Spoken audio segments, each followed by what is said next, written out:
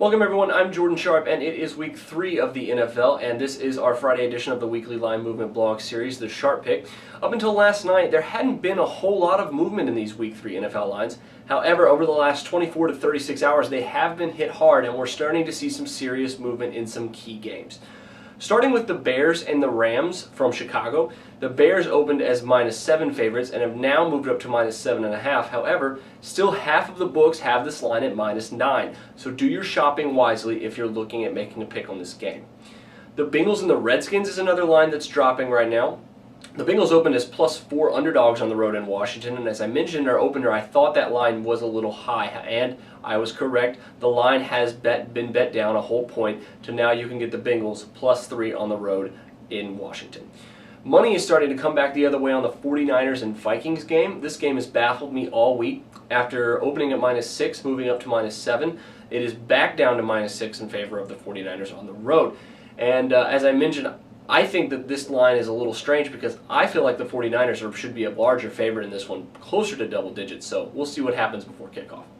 The Miami Dolphins are another team that are starting to see some sharp action as home underdogs. After opening as +3 home underdogs against the Jets, they have dropped now to anywhere between +1 and +3 and everywhere in between. And I feel like some sharp action has come in on the Dolphins' money line, and I think that you're going to see that they have a good chance of winning outright. Speaking of road underdogs, the Cardinals are also continuing to see their line drop. They opened as +4 underdogs at home against Philadelphia, and now they are down to +3 in Arizona. Home underdogs were 8-3 against the spread so far in weeks 1 and 2. So I have a feeling that some of these are based on that statistic. The Lions are starting to see more money other than their initial surge that they saw earlier in the week.